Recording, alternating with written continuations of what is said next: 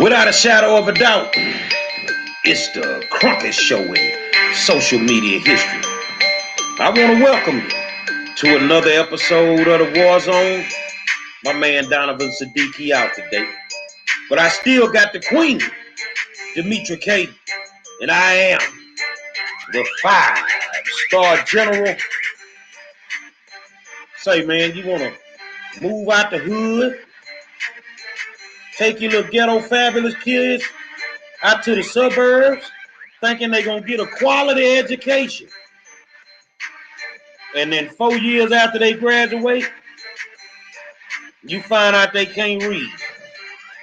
We're going to talk about it tonight. We're going to talk about a few more other things. Say, man, I want to welcome y'all to another episode of the War Zone and tell you thank you for tuning in. Because without you guys, we would not have a show. And you're the best audience in the world. We say that every night because we mean it. Started off by saying our good friend Donovan Siddiqui, he got some doctor issues and nothing major. I mean, going to the dentist, and you know when they get the playing in your mouth, you know you ain't gonna be able to talk right. We didn't want him to show up and look like he was on that water and spit coming out the side of his mouth. So he taking a day off, and my man will be back when he feel better. Feel better, my friend. I'm gonna start it off with out there in Minneapolis, Minnesota.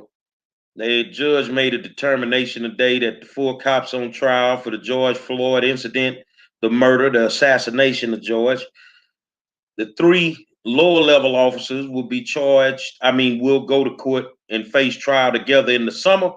But Derek Chauvin, you on your own in March. I don't like it. I have my reasons why from a legal standpoint that I don't like it.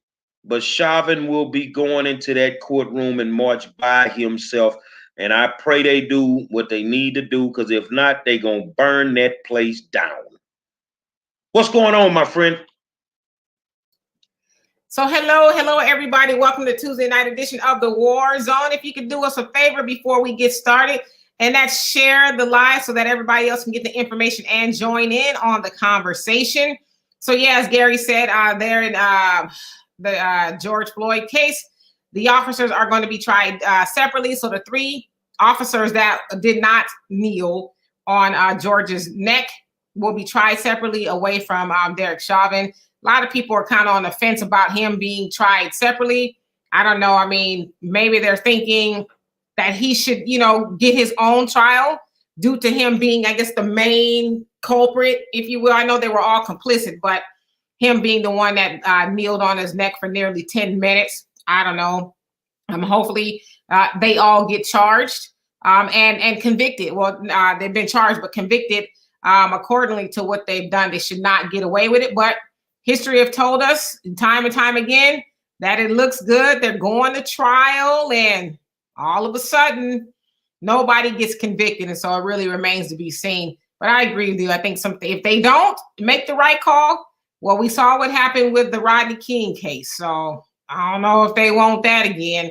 Also, Trump has said that he's rejecting responsibility for the riots that took place. And he said also, many experts have listened to the things that I've said during the rally speech, and they said it was okay. It wasn't anything really wrong with, and I'm paraphrasing, but anything wrong with what I said.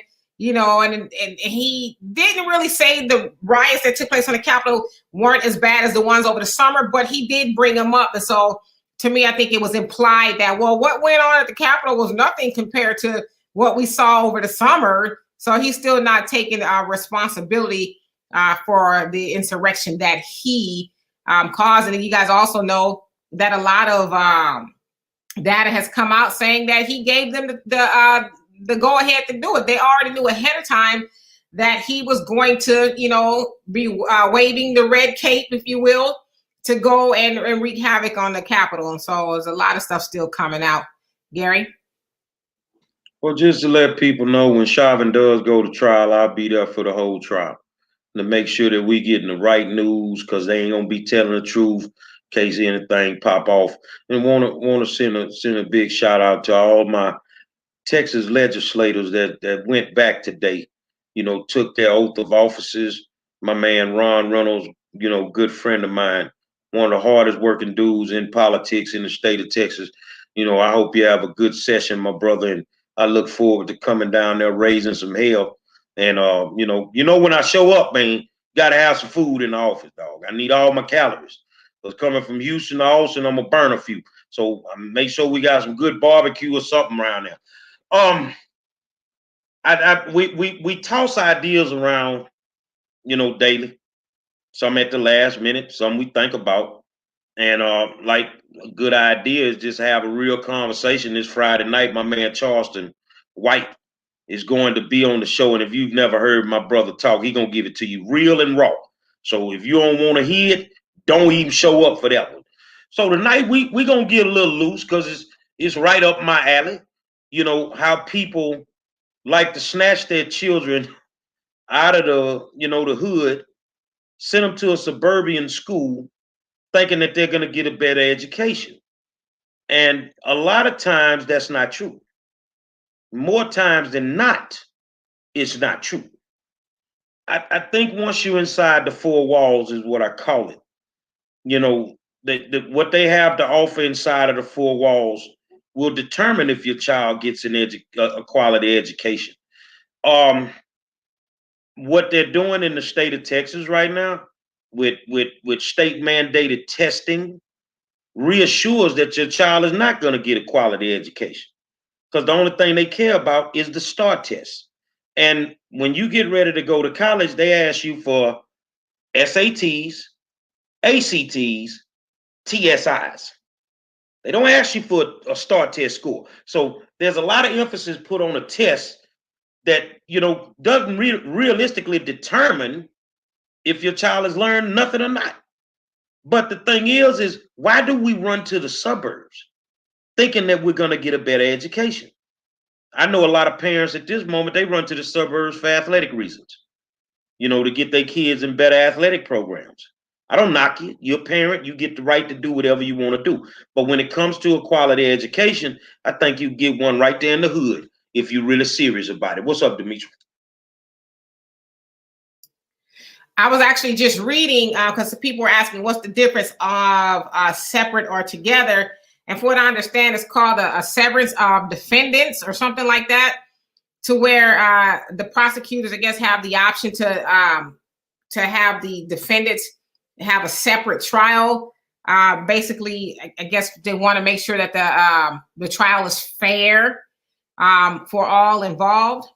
From just what I read really quickly, and so I'm still learning a little bit more. But from what I understand, that's why they could leave them together or they can separate them.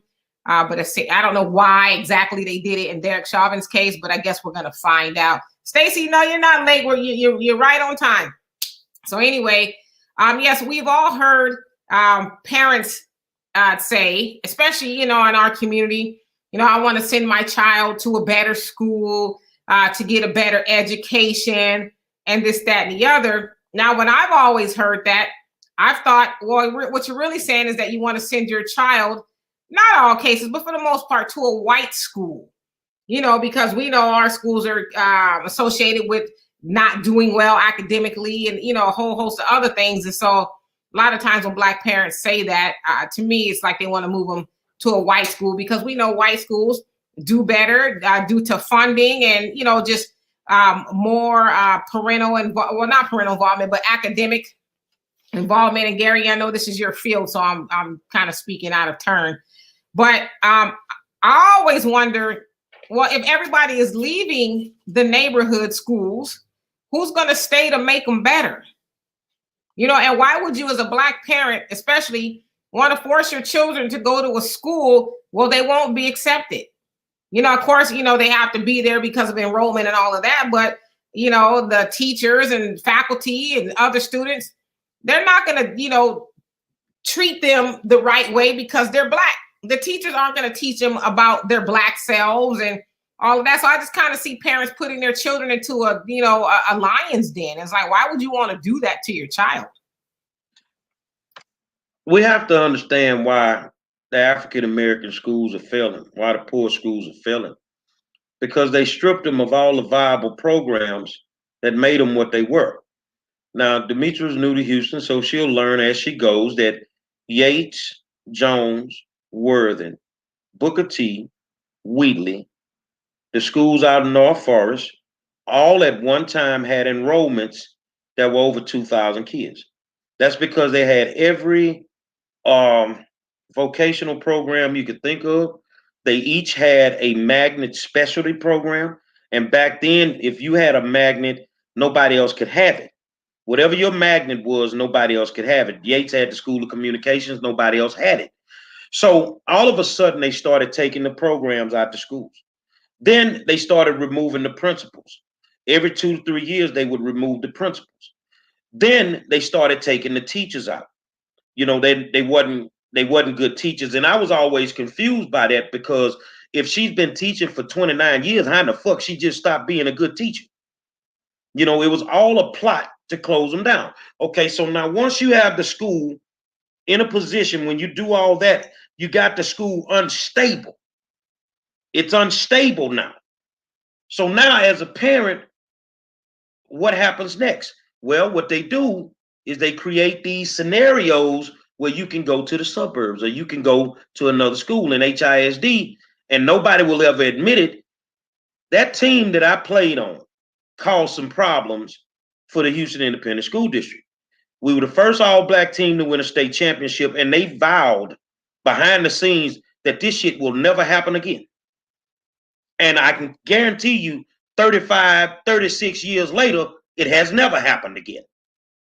And it's not going to happen again. So what they did is they did open enrollment. As long as you had an address in the district, you could go anywhere you wanted. So if you have a choice to go to a school that doesn't have anything to offer compared to a school that has everything, most times you're going to pick the school that has everything. You feel what I'm saying? Now, once they did that and they started letting the kids in, what they did is, okay, if Demetra was a kid and she was on the Yates and she wanted to go to Lamar, okay, they'll let her go in, but they're going to look at her grades, her test scores, and all that. So if she's smart enough, they're going to let her in. So what that means is they stole all the kids that were doing great academically, left us the low-performing children and the special ed children, because they ain't going to take the special ed kids. You feel me? So now your school is in a position where it's a failing school. But in all actuality, the kids are actually performing at the level that they could perform at. They just took all the smart kids out of school. So now your kid gets to go to the Katie's, to the Manvilles, all this stuff here. They did it to Willeries. They stole their kids and let them go to Hightower and all this other stuff. So here's my question to you. Katie's going to play for the state championship. When the last time you seen a black athlete from Katy make it to the NFL in football? You send your kids out there. They treat your kids like a piece of meat.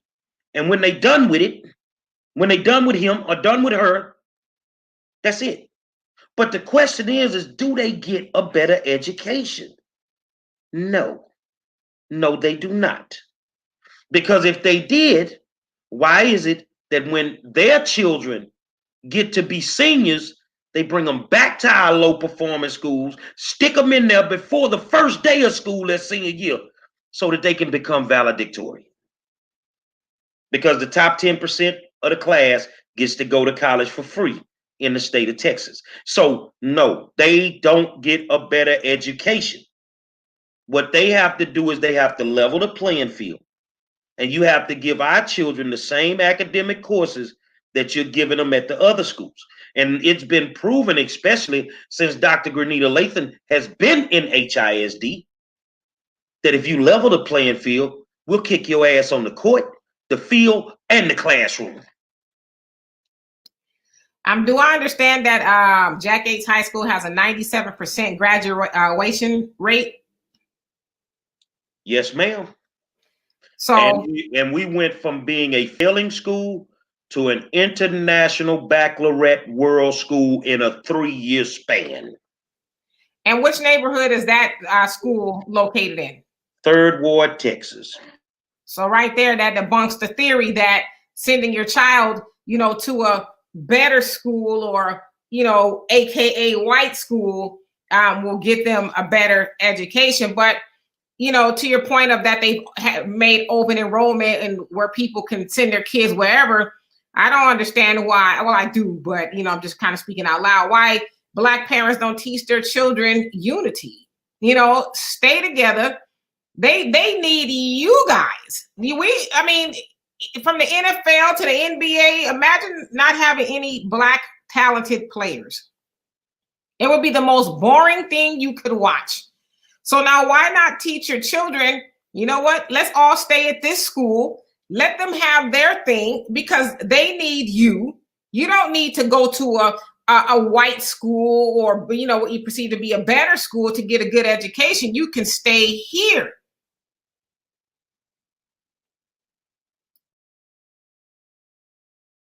What we have to do is we have to fight. Now remember, everything we have got as a people, we're either gonna have to fight for it or we're gonna have to die for it. So we're gonna have to fight to get everything we need at our schools in the hood. So how does Yates go from failing to international baccalaureate? Because us alumni said enough was enough. You're gonna give our children everything that they deserve. Well, what about the parents? We didn't care. We put blood, sweat, and tears into that old building. And if you could see the videos that, you know, they had about a week left, we had the big line out in front of the old building. And I'm the one that started it.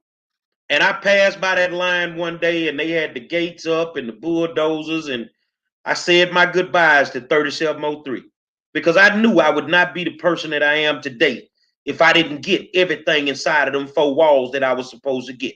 I learned how to be a respectable person. I learned how to be a good athlete. I learned how to cook in there because I took home economics and I ended up being an offshore catering manager for 12 years. You see, I learned how to be a man. I learned all that inside them four walls, and I got a decent education.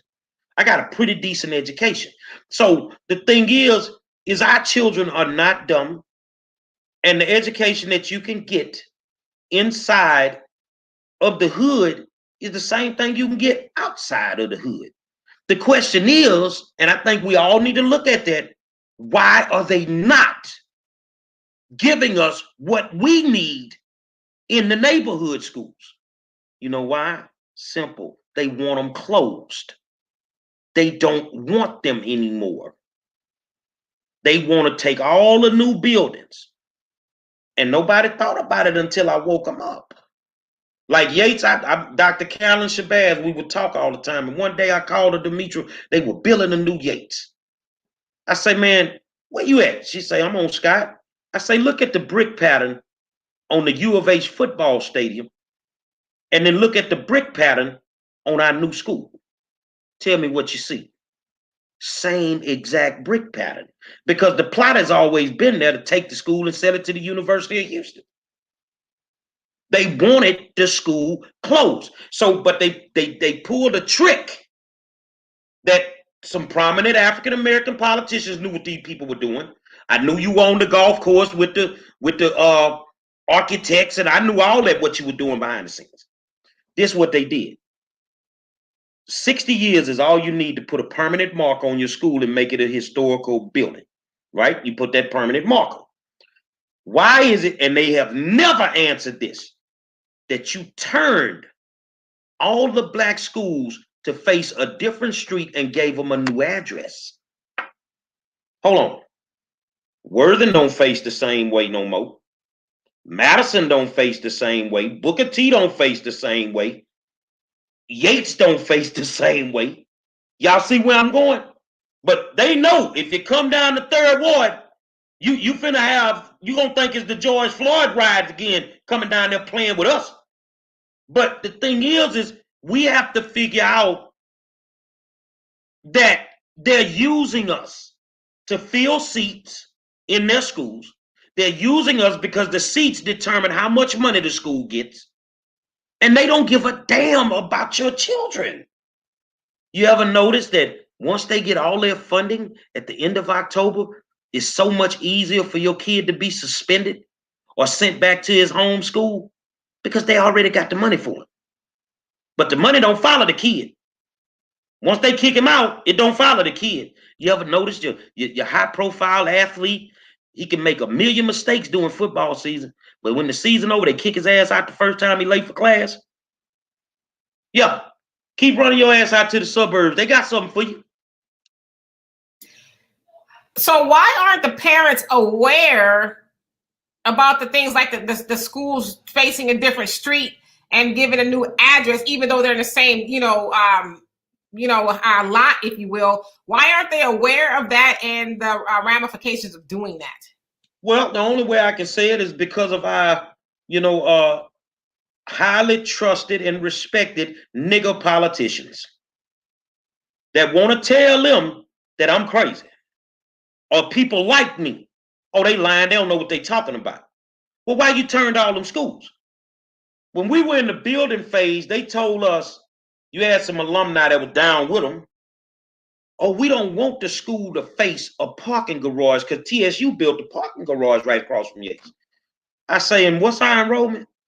They say, man, our enrollment is 800. I say, I remember when we had 3,500 kids and them motherfuckers used to face a bunch of empty, dirty ass houses. But it mattered. They wanted that school turned, but the politicians come through the door. Oh no, they don't know. They don't know what they're talking about. Yeah, we know what we're talking about. But see, the parents have to wake up and smell the coffee. I liked what Kevin Sumlin did when he came to U of H, the University of Houston, for football, and he called it an H-Town takeover, where he started getting kids from the city just to come back to the University of Houston when it was time to play football, like they did in Miami when they built the dynasties. When Michael Irvin and all them boys say, we ain't gonna leave the city, we just gonna go to the University of Miami. You see what I'm saying? We need to bring our kids back to where they're gonna be loved, respected. You see what I'm saying? I see the love that come from these teachers, like Faye, I can't pronounce this, like Miss Bowie from Chicago. She's a teacher. I can only imagine how much she loves her kids. With all our children go through, the only safe haven they have some days is their schoolhouse. That's the only safe haven they have. So, our children need to come back home, whether it's for athletic purposes, academic purposes, and we need to just strive and do what we do over there. But in a couple of seconds, I'm going to go in to what the biggest plot is, and it's been that way for over 60 years. Demetra? My daughter and my nieces and nephews that I raised, they went to what you call a white school because that was just the district we lived in, even though we lived closer to what they called the black school, they had to go to the white school.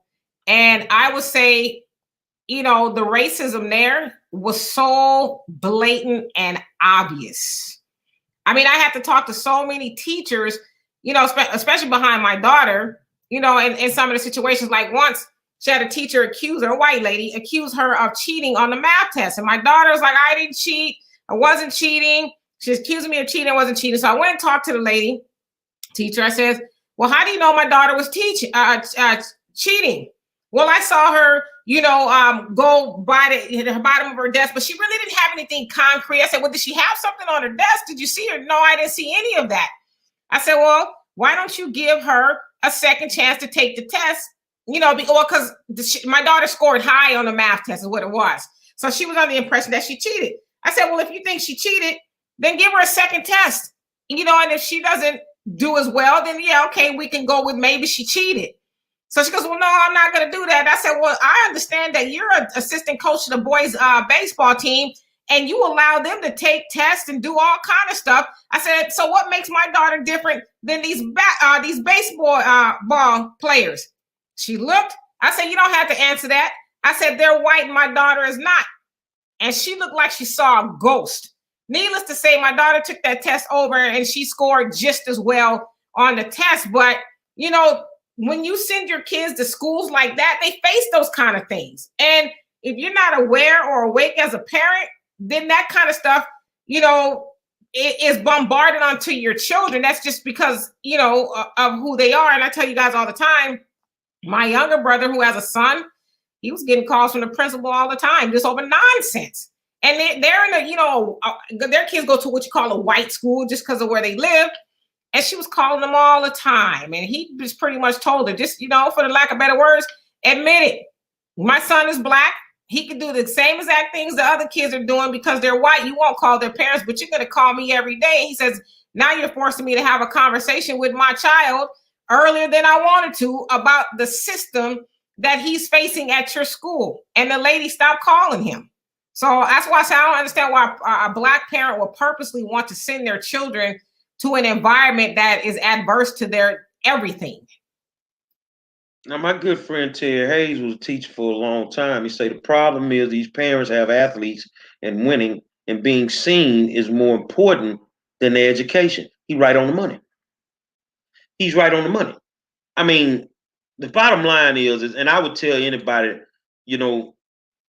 go and pull it up. If your child is an athlete, I would ask one question. Where does, and I'm going to use Yates as an example because we can always go to Wheatley.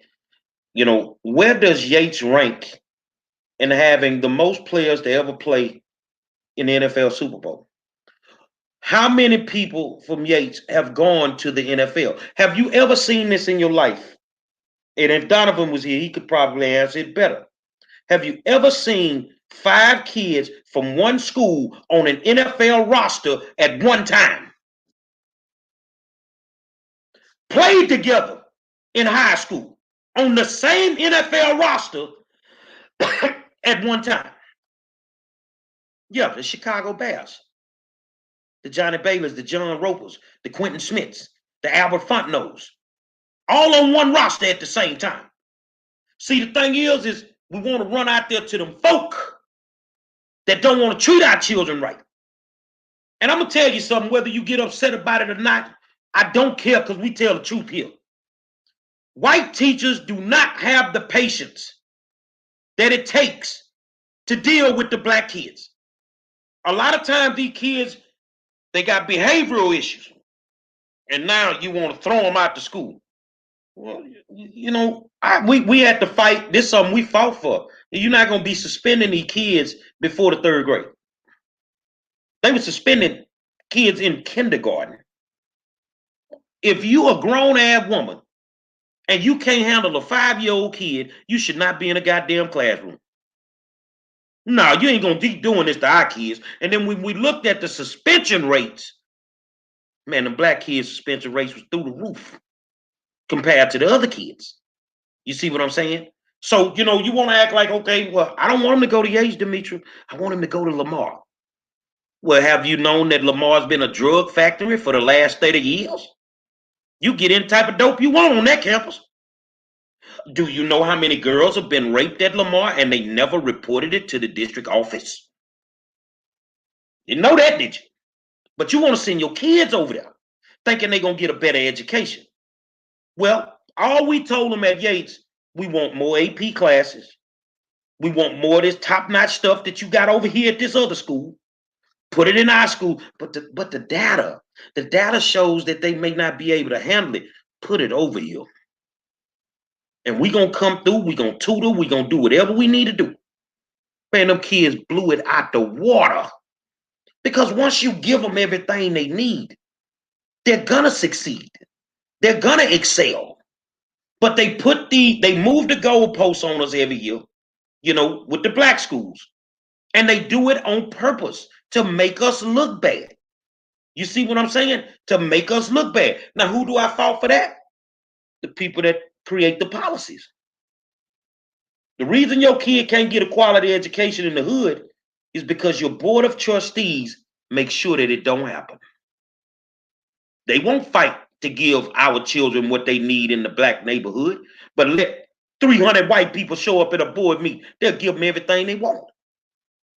This week alone, your black athletic director, African-American, Andre Walker, and I know he cleared it with the superintendent who was black, sends out a notice, we're killing all middle school athletics due to the COVID. These people went haywire on the west side of town. It didn't even take a day for that to go out the window. Because they want what they want. And if you're going to be honest about it, they want to make sure that black kids can never close the achievement gap. They went haywire like the people in Alabama Crimson Tide when they won against Ohio yesterday. You see all those people in the streets against the COVID restrictions and warnings. It's crazy. But yeah, and to your point about the drugs in the school, like I said, my daughter, niece, and nephew school was a white school, and that's where all the money was. All the money, and I mean, it was something every week. All kind of drugs and drinking and like it was just the most, because you know they had the most access to money and the resources. But in regards to the teachers not dealing with our children, the white teachers dealing with our children properly, because they have preconceived notions. They have these beliefs, these ideologies about Black children, and so they automatically teach them and deal with them from that point of view, opposed to getting to know the children. They might have heard somewhere just from their upbringing and growing up, Black children are more difficult to deal with, or Black children are bad, and Black children this, Black children that. And so that's how they deal with our children. And unfortunately, like I said, if the parents aren't awake, they allow their children to be labeled, and that follows them through their whole academic career. And, like you said, it starts as early as kindergarten. And then so the next teacher gets the child's folder or file. Oh, he's a problem. Already got a target on his back. All the way until he graduates high school. And people don't understand that teachers talk. Oh, you've got such and so. Oh gosh, I had him last year, and oh my God, he was you need to eat your Wheaties behind that one. Well, I tell you a secret. If you're gonna be a bad kid, then goddamn it, be a good one. What you mean by that? Now, I'm gonna be honest with you. I wasn't a choir boy in high school. We know that. I stole a Metro bus and drove to school, shit like that. But I still hold a record for most teachers retired after Gary Monroe took their class. 5 teachers, I made them retire. Because when I come in the first day, I'm going to tell you how they're going to go down. We're going to work this thing out. I don't know nothing about the subject you finna teach me, but I'm going to do my best. And if you flunk me, I'm going to come back and give you holy hell. And I meant that with everything in my power. So the thing is, people will say, what type of kid were you in school, Monroe? Well, man, I went to school every day. I never missed a day of high school. I didn't go to every class, but I never missed a day of high school. And I'm going to tell you something. For those that want to believe that the white folks want your kids at them schools, that's a lie. I was at a city council meeting in Bel Air, Texas. Bel Air is like an annexed area of Houston, but they kids are still considered in the Houston Independent School District. It was me, Larry McKenzie, and about 2 more other Black people in a room with 400 people, so you could see us not even trying to think about it. We just stuck out. I sat there and listened to these people complain about the school that they were going to build for them, the new school. And the white folks were saying, we don't want this big old school. Y'all the ones want this big old school, HISD. We a small community. Y'all busting in all these kids. We don't want all these kids in our community. Watch this. As God is my witness, they say, how much do you get per kid? You got a calculator over there, Demetri? Watch this. Watch this, y'all. This happened. This actually happened. So let's say they getting $400 per kid, right? They only wanted a school for 2,500 kids. HISD say the hell with that. We're going to build you a school for 3,500 kids. So 1,000 more kids. They said, well, how much do you get per child? They say we get $400 per child. 400 times 1,000, sit on that total. And the community leaders in that community, I've never seen this in my life, stood up and said, well, what we can do is you can tell us how much we owe you for them 1,000 kids, and we'll pay the district to keep them out. They didn't want them. Now, Bel Air, that was about 5-6 years ago that happened. Bel Air is the school that a year and a half ago, where a kid ended up dead on the school campus. This didn't happen on the black school campus. This happened on the white school campus. You see what I'm saying? But they were prepared to pay the district for the number of kids to stay at 2,500, and the district told them, hell no. Because where does Bel Air get their kids from? They steal the bulk of their kids from Madison. They get kids from Yates. They get them from Worthing. They get them from the schools that have low enrollments now. You see what I'm saying? They don't want them kids at them schools, man. Keep sending your kid out there. They niggas every day, I can tell you that. They call them niggas every day. No, I mean, yeah, you're absolutely right. Our children go through a lot. And to your point, they don't want them there. They just want the money. They don't care to educate them at all. And if it was up to me, like I said, I would have sent my kids to a school that was more reflective of them, you know, that made them feel good about who they are, and not have to, you know, go through all of the racism, because like I said, the racism is blatant. And, you know, it comes from everywhere. The faculty, the teachers, I mean, the administration, the students, the coaches, it's everywhere. And so I just think people need to educate themselves, and specifically parents, in knowing that you're not sending your child to a better situation. You're sending them to a worse situation. I mean, and for those of us, I've gone to a white school, just, you know, where we lived. The school was white, and it wasn't always the best experience. It wasn't horrible, but we had to fight for everything. Everything we wanted as Black students, we had to fight for. We didn't have a BSU. The BSU started when I started the BSU in 1989 at my high school. But the school had been there since like 1965. And they didn't have a BSU. They had every other club, though.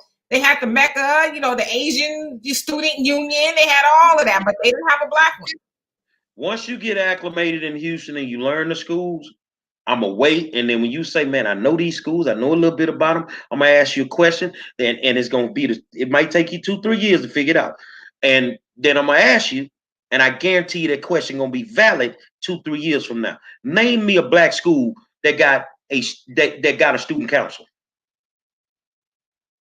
They don't even have a student council, and they don't want them to have one. They don't want them to have a voice. Wait a minute, my little Princess Leia, Sheila Jackson Lee type of thing almost fell off on that one. How is it that these schools, especially the Black high schools, don't have a Black student union?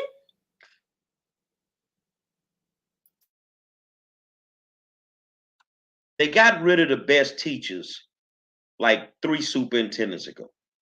They got rid of some of the strongest administrators that you could ever lay eyes on 2-3 superintendents ago. So now the voice of the campus should be the what I just said, the student council. They won't allow them to have one. They will not allow them to have one. Can't nobody show me a Black school in this city that has a student council.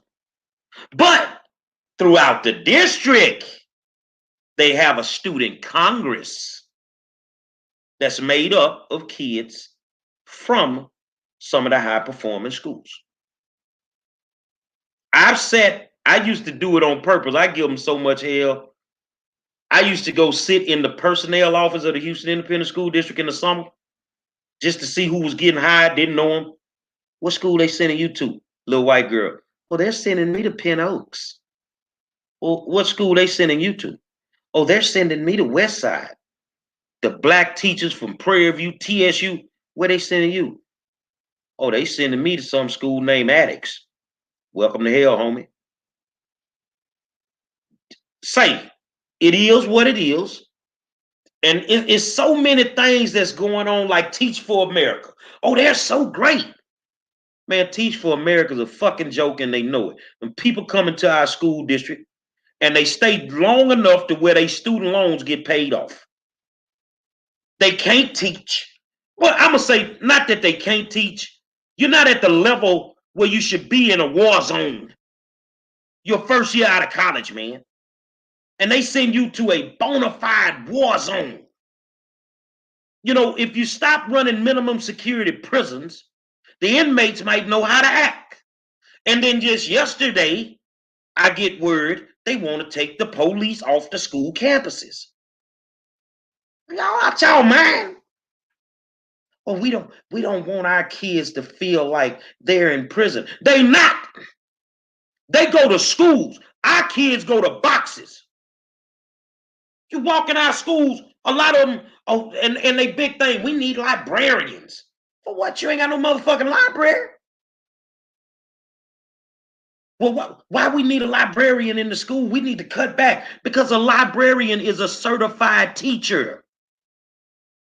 A librarian has to be a certified teacher. You know, so you're going to get a quality education. Fort Bend ain't exempt. Everybody want to run out to Fort Bend. Man, how many substitute teachers you got in them classrooms? Because if your kid gets consecutive 30-day learning from a substitute teacher, that is considered uncertified education. You can opt out of the STAR test. You don't have to take the state mandated test. So if you don't take the state mandated test, what do, Demetri? They tell you have to go in front of a grade placement committee. You know what they do? They look at your grades and determine if you go to the next one. Ain't that the way it's supposed to be?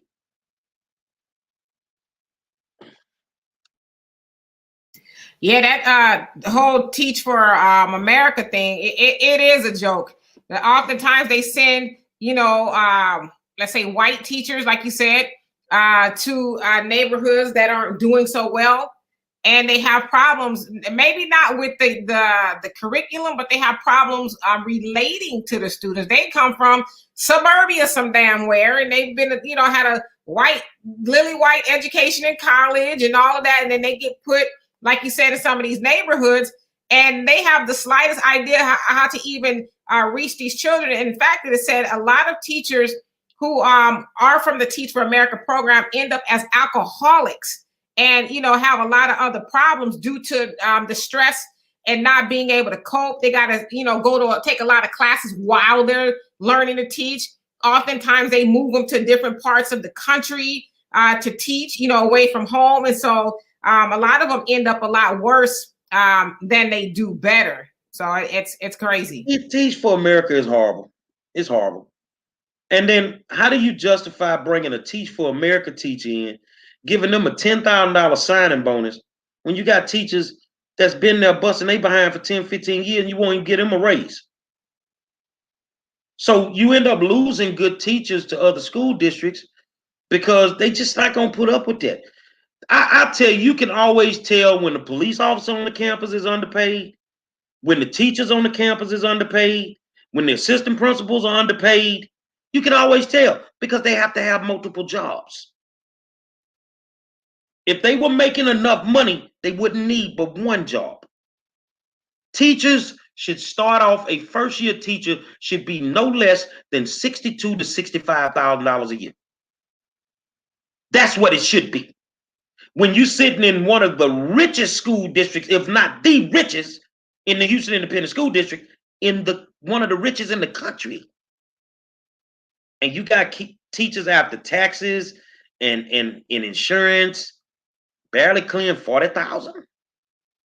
Man, you go fry some motherfucking chicken and get $40,000 and collect some cans, okay? But like you said too, you can tell the people who are underpaid on campus because they're irritated all the time. Like they just, you know, the officer or the what do they call them, the school attendants, the yard or whoever, they're irritated. Like I could just rather have had a V8 this morning. You know, they just don't want to be there. And a lot of times they are underpaid and they have to deal with a whole bunch of stuff. But somebody said here in the comments, it says lots of issues. And LaShawn, how you doing? It said lots of issues going on in education. I'd like to see shop classes brought back.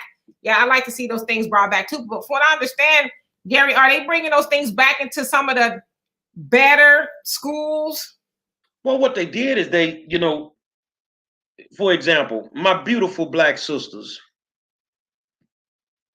be honest, out of 100% of y'all, at least 90% of y'all get y'all hair done. Somebody do y'all hair. Why in the hell would you take cosmetology out of a black school? It makes no sense. It makes no sense at all. Why would you take wood shop and metal shop out of a black school? That's carpentry. You see what I'm saying? So what they did is they didn't get rid of the programs. They shifted them to the white schools. And the kids don't want them. They don't want that shit. You know what I'm saying? So the thing is they saying, well, they need to bring them back. Are they going to bring them back? Hell no. That people want me to lie. You just got a brand new school built. An architect came through the door. They designed this school. And if they didn't design it with that shop class in mind, there is nowhere to put it. So no, it's not coming back. It's not coming back. So you got to find the best situation for your kids. And all this was a plot after Brown versus the Board of Education. That's the reason magnet schools started. They created magnet schools to circumvent Brown versus the Board of Education. Also, and Al says driver's ed and home economics. Yeah, home economics. I learned man.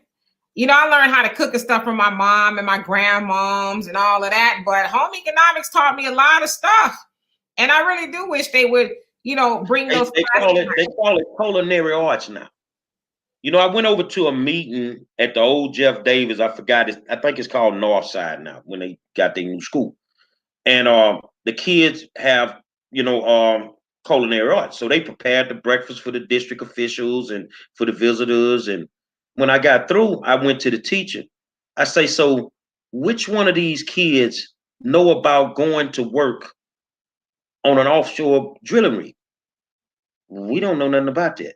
So you don't know that these kids could leave high school and take what they've learned here and go and be a cook on a drilling rig and make no less than $2,200 a week after taxes. They don't know this. Mr. Monroe, could you sit down and talk to us? Sure, I will. A predominantly Latino school. But when we ask for home economics, I mean, for culinary arts, oh, we don't think they'll be interested in it. Well, what you want to give them? They told us, we're going to give y'all health science. Okay, cool. How that work? They had a classroom. They ain't had no medical beds, no gloves. The kids didn't have they smocks they needed to wear. They didn't have the blood pressure cups. So you gave us a program, but no funding. Get this shit up out of our building, man. We made them take that shit out of Yates. We don't want this shit. And the kids didn't like it any goddamn way. You see, but they get what they want. When we building a new school, we told them, man, can we put a restaurant in our school for lunch? Because y'all food is nasty. Well, what it's going to do, it's going to cost you about $25,000 a year to run it. I think it could pay for itself. This is what I'm telling them. I think it could pay for itself. Well, now we're really not in tune with putting restaurants in schools. Why the fuck you put a motherfucking Outback Steakhouse in the New West Side? Anything they want on their side of town, they give it to them. So when you got an Outback Steakhouse, you got a thriving PTO, PTA, shit, the average sucker gonna run their kid to them schools. But I don't have a clue every day your child being called a nigga. Yeah, like you said, they call it culinary arts.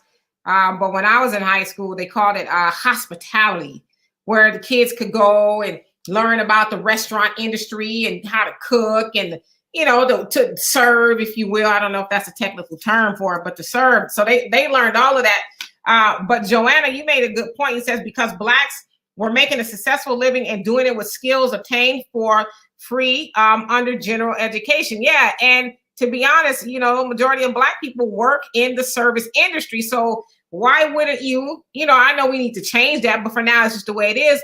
So why wouldn't you want that program in schools so where they can learn how to do it and take it to the next level? You know, because they in bed with the community college, the school district in bed with the community college. So we ain't gonna put it in the school. We gonna tell them go to your community college, and then they can take out them loans and get them grants, and they can go to your school. But they gotta pay to go.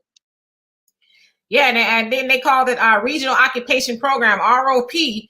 You know, when I was in school, you could do the hospitality, like you said, cosmetology, and this stuff was free. Kids were getting out of high school with trades they can go and make lots of money with just right out of high school.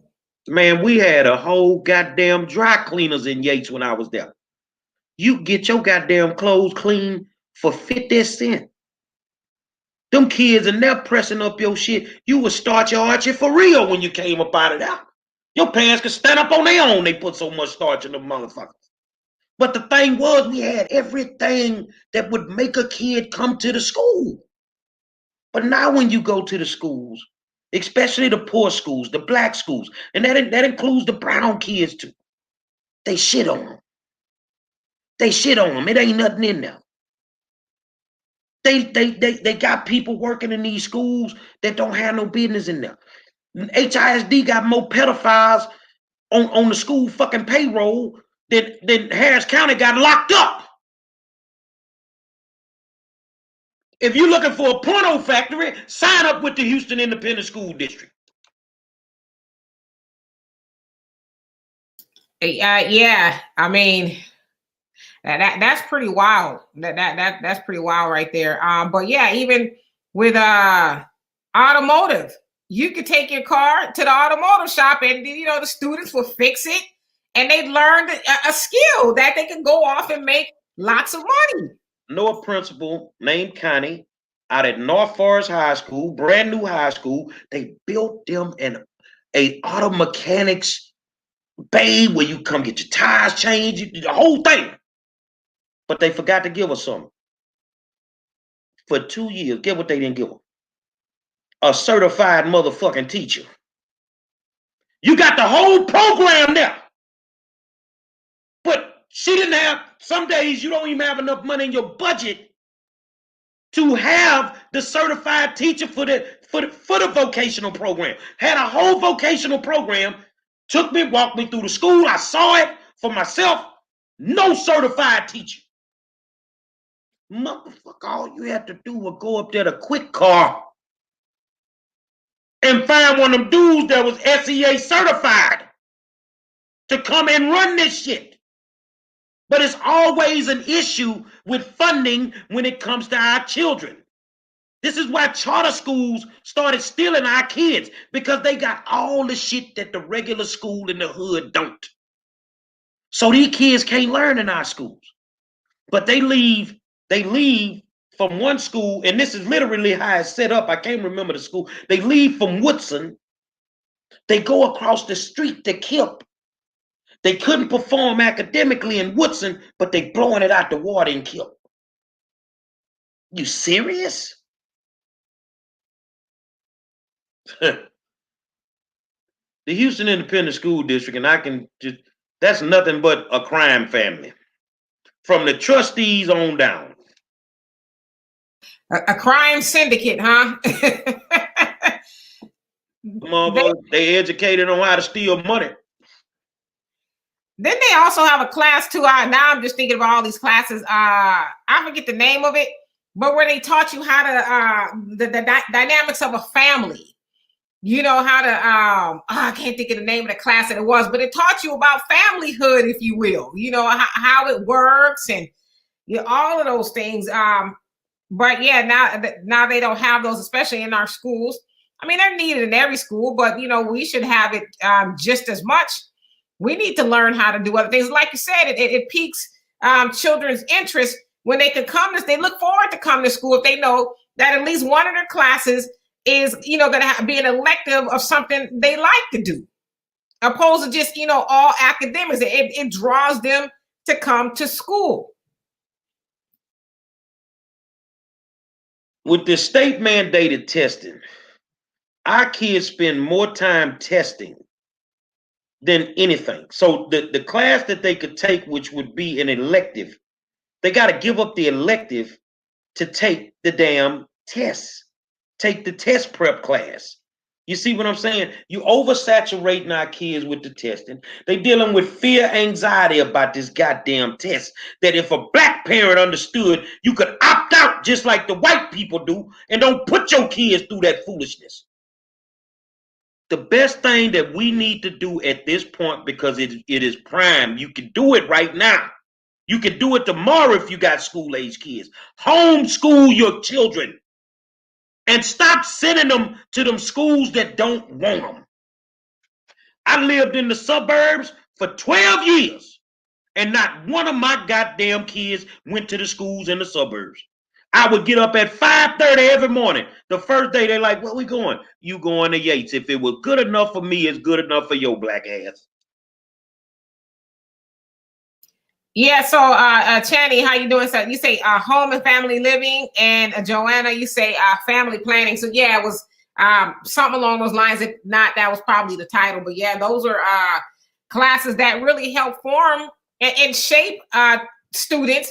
Other than just coming to learn about reading, writing, and arithmetic, they learned other valuable skills. I know that was, not why I went, but I did a whole host of things. I was on the jazz team, and I don't even know if they really have that kind of stuff anymore, but it sure made it interesting to go to school. And then they tied your grades to that kind of stuff. If you weren't doing well academically, then they, pulled you out of some of those classes or threatened to pull you out of those classes. And so it made you want to do better. Well, in the state of Texas, you have what we call House Bill 72. In order to participate in extracurricular activities, you have to maintain a 70.0 grade point average in every single class.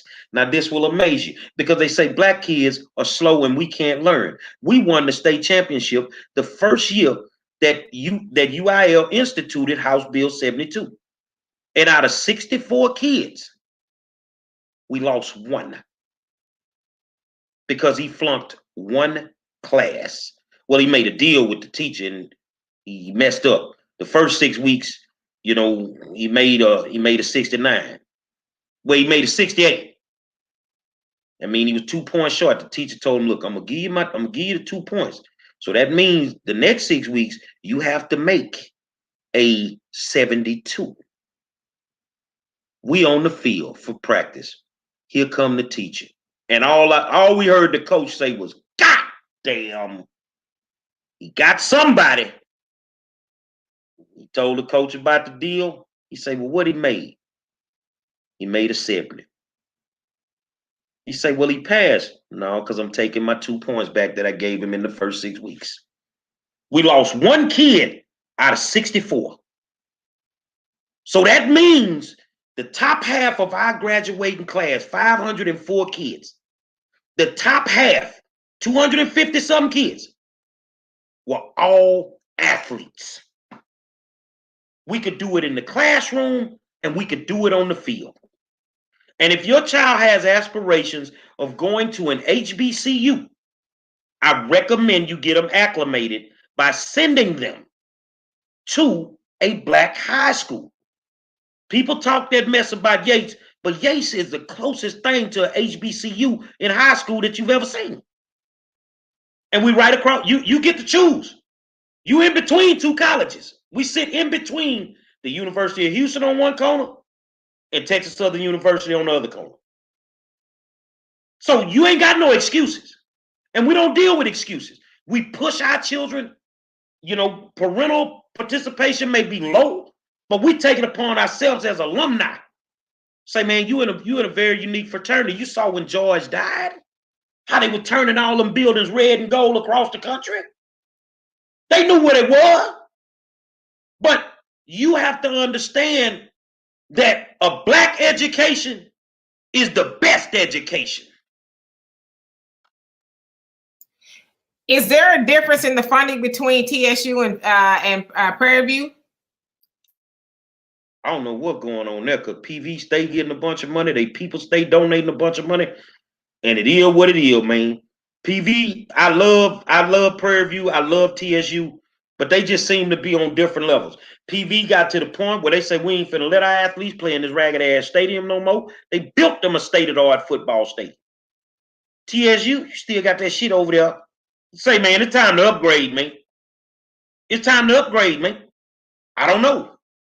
But they should be getting, damn near the same. But at the end of the day, those Prairie View alumni, they doing a lot for their school. I can't knock them. Okay, and Jonelle, how you doing? You say, to quote Frederick Douglass, knowledge makes a man unfit to be a slave. Absolutely. You know more, you know better. When you have that knowledge, and people ain't going to be able to run game on you.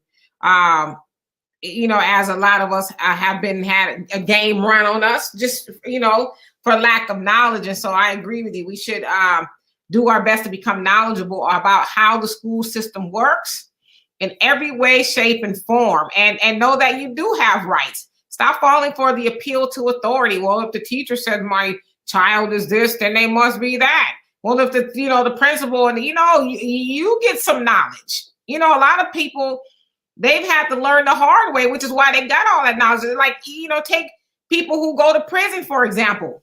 Those are some of the best lawyers in the country.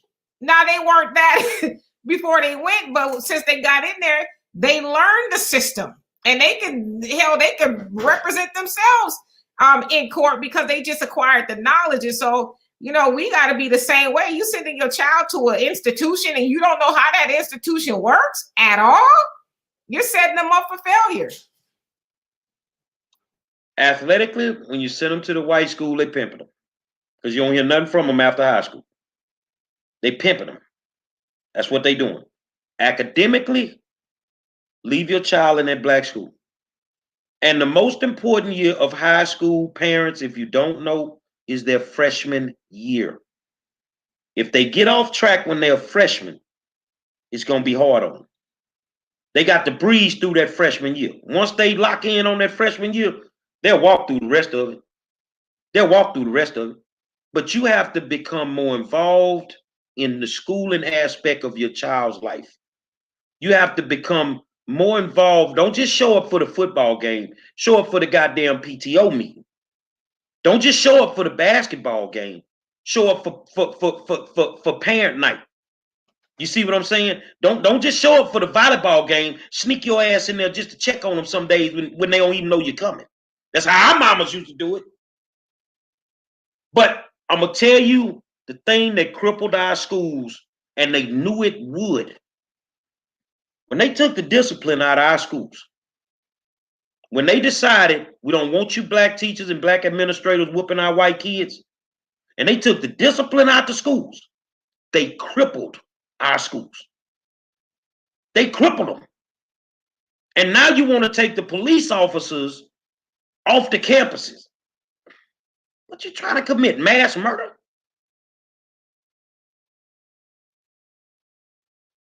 I mean, that's fine, Rosa Flippin, if your child went to a white community, if you live in a white community. She says, I live in a white community and the education is one of the best.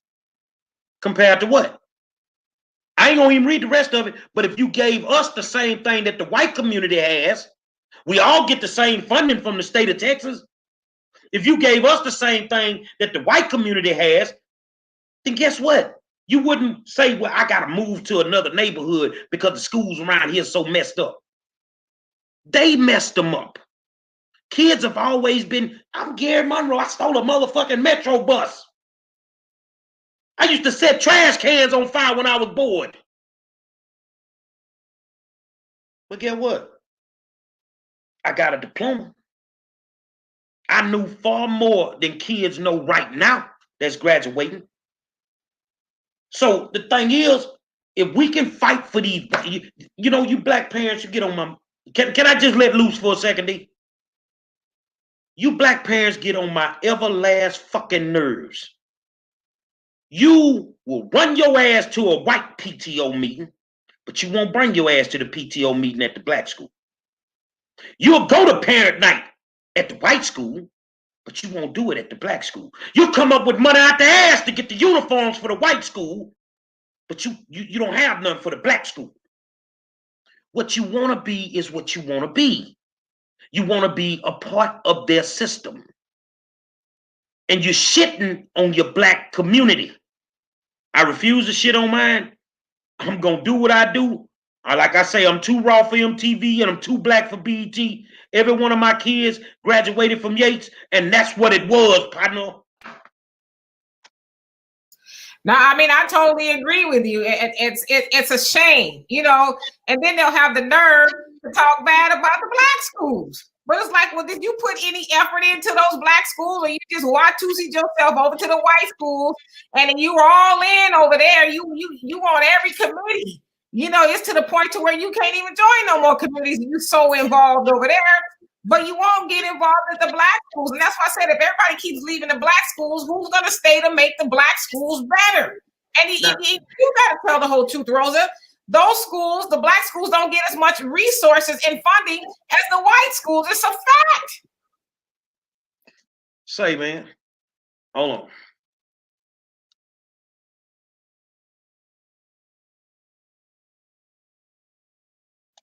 So if all the programs are at the white schools, why would I send my kid to the old hood? Am I wrong, or is the goal to give our kids a better life?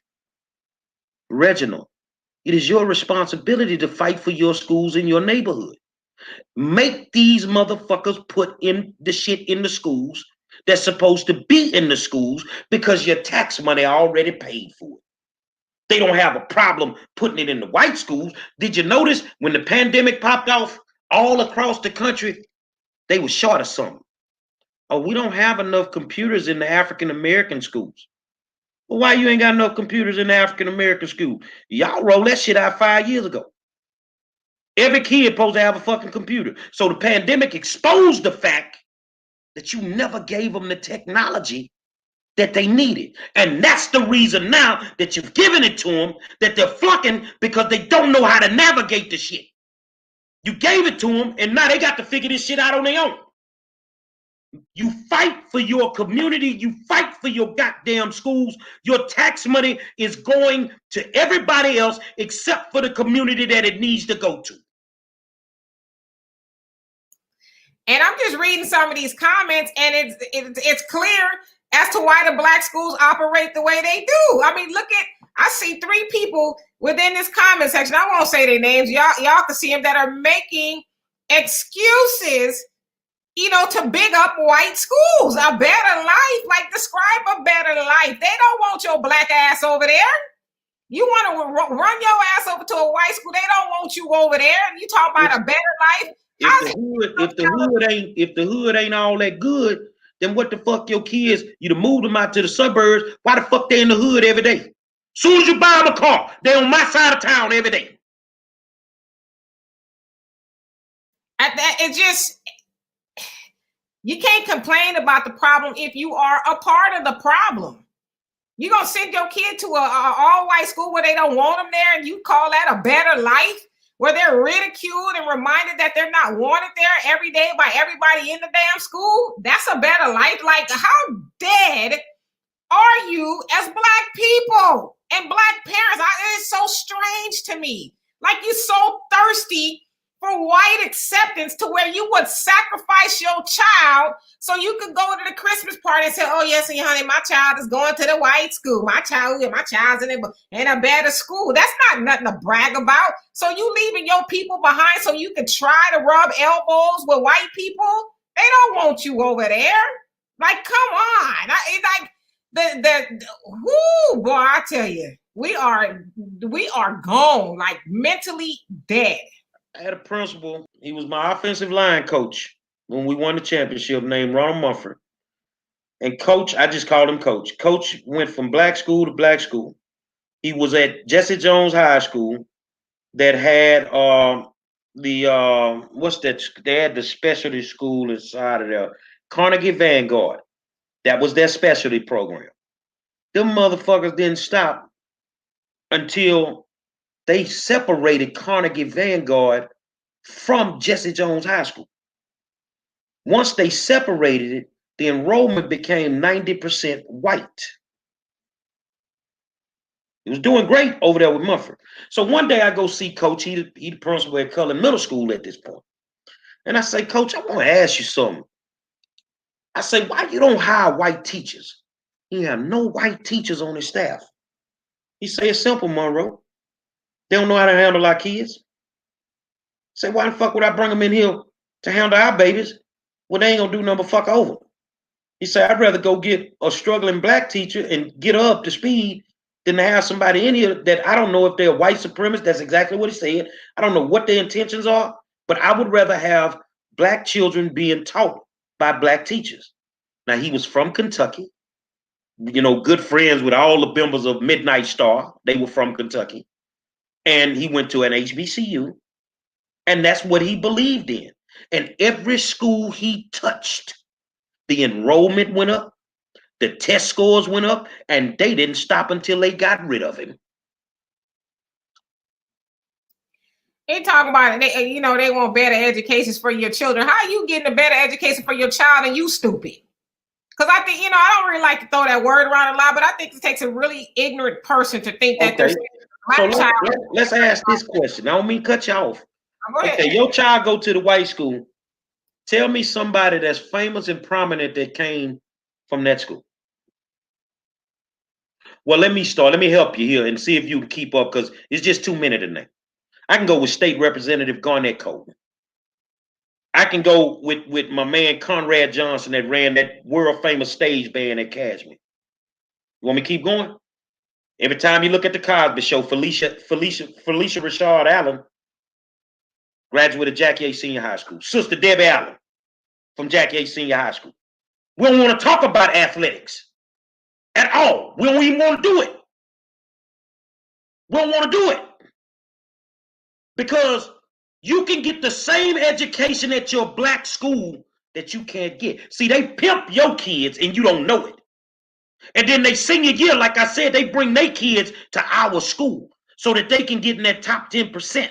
Your child over there struggling to graduate with a 2.0 or 2.5. But your 2.0, 2.5 at our school is a goddamn 3.8 or 4.0, and they can go to college for free. You don't even understand the game. This the game they play. So if you want to be out there with them people, then be out there with them.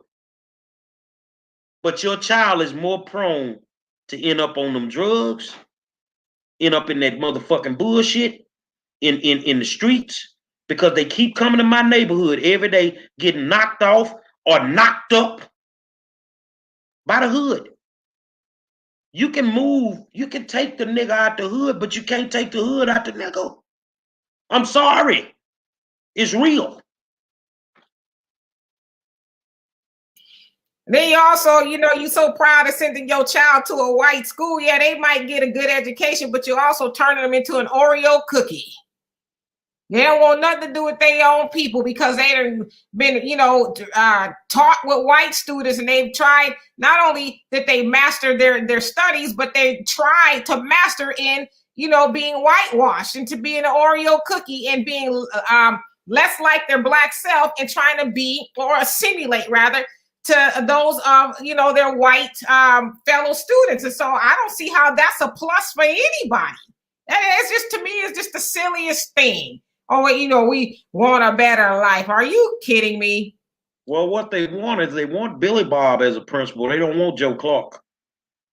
And you know what? Joe Clark gave a damn about them kids.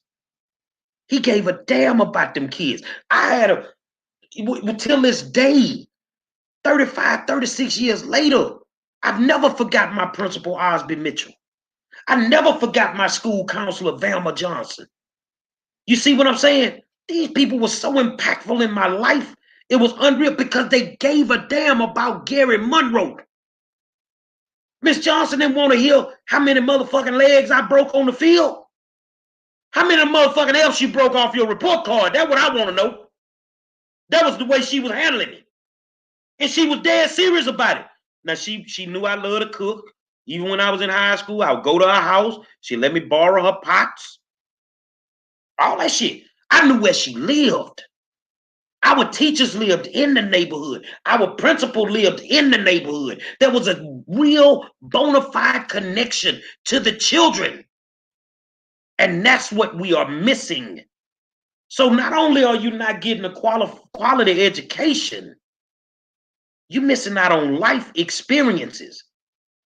Yates right now has a dynamic principal, Tiffany Guillory, and people are so mad at her.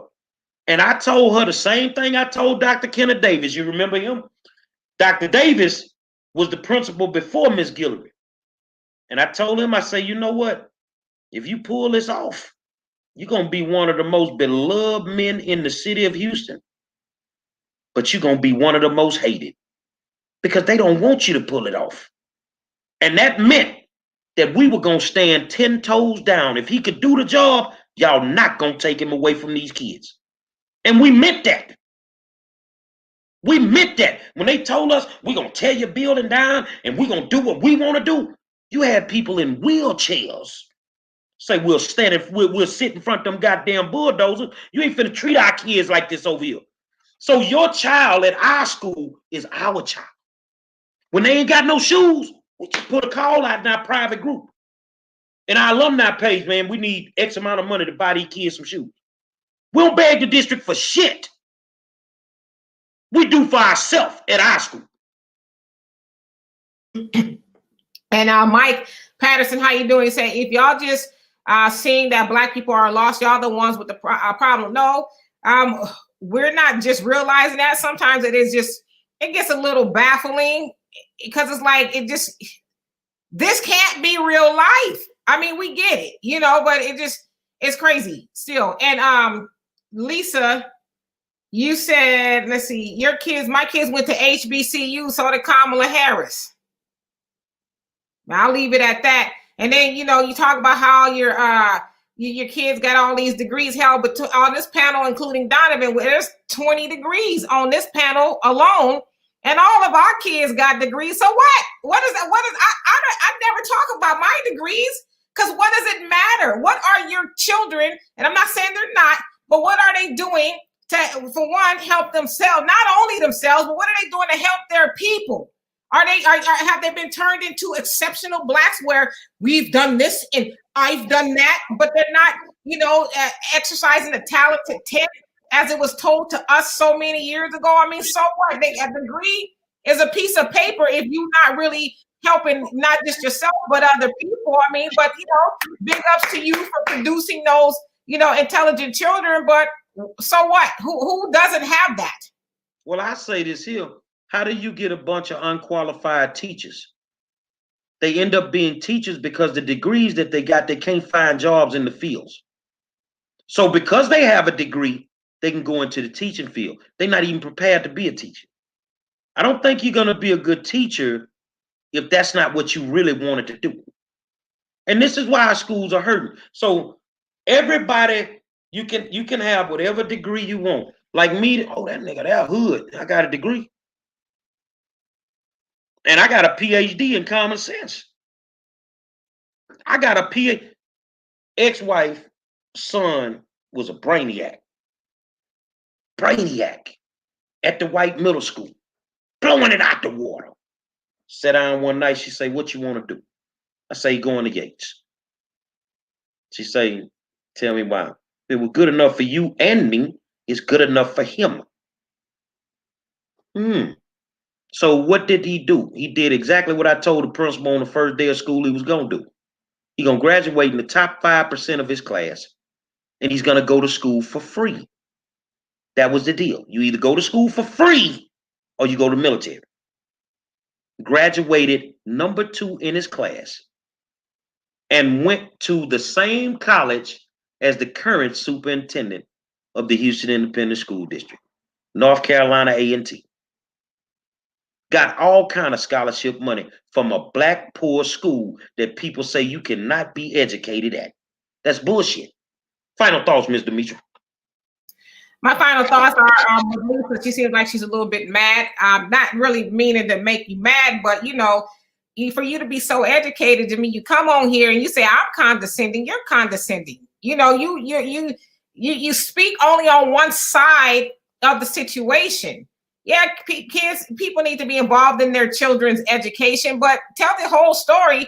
And that a lot of Black schools don't have all of the resources that these better schools you sent your children to have. It's just a fact, and then when I met by Kamala Harris, she went to an HBCU and she does absolutely nothing for Black people. So what does that, so what? Your kids go to an HBCU. What are they doing with that Black education to help their Black people? Not just themselves, but everybody else. Other than that, and I'm not saying they're not doing that, but I just raise an eyebrow at people who say, oh, I went to an HBCU or my kids went to HBCU. Okay, great. What did they learn about their people and how to help their people with that education? And my closing remarks is Gary is going to Ohio on Friday, and we have a Warzone Cash App Warzone show, $$ Warzone show. If you guys want to contribute to that to help Gary in his efforts to go bring more awareness to that of Tamir Rice. You guys know he's a 12-year-old that was murdered. Was it 2014? I believe it was. Forgive me if I'm wrong. By police officers who were let off the hook as of a week or so ago. They will not be charged for his murder. And so he's going with his team, the Black Panthers, to help shake some things up. And so if you guys could, anything helps. And sending Gary there, that would be greatly appreciated. I'm not mad at Lisa. I like her. She's here a lot. But the truth is the truth. The truth is the truth. Why do I need to go to Cleveland, Ohio and fight for a dead kid? Because it's the right thing to do. So before I send my kid to the suburbs to go to school, I'm going to fight for my schools in my community. And that's why I leave it on the flow for them every day. Because at the end of the day, the kids that are there, most of them are stuck there. They don't have the resources to get to the suburbs. Their parents can't bring them out there, in the morning times. So we're going to fight for them. And those that want to send their kids over wherever, then do what you do. Do what you do. I don't have a problem with you doing it. Got mad love for you. No matter what, that is your prerogative to do what you do. And me, I graduated from Yates. And I tell this to people all the time, Demetri. I'll be two things the rest of my life. And you seeing it every day, because somewhere you're going to see somebody with them colors on. I'm going to be Gary W. Monroe, and I'm going to be a Jack Yates lion until the day I die. And I am proud to say that I am a Jack Yates lion until the day that I die. Who is Jack Yates? Say, ain't no other Jack Yates in the country. They got a bunch of James Madisons. They got a bunch of Abraham Lincolns. Ain't but one Jack Yates, a free man that came to Houston and built his own goddamn church and his own school. I rock with it all day till I die. Say, man, another spirited discussion from the best of the big. Say, man, I want to thank y'all for tuning in. True Black Media, man. Real Black Media. Thank my good friend Donovan Siddiqui, who was in the comments. He wasn't here tonight. The Queen, Demetri K. And I'm the 5-star general, Cleveland, Ohio. Demetri, I got my black gloves. I got my black baseball bat. And I'm United Bound First Class. And I'm going to Cleveland. And all we want is justice. Don't start no shit. Won't be none. Until tomorrow night, we'll holler at you.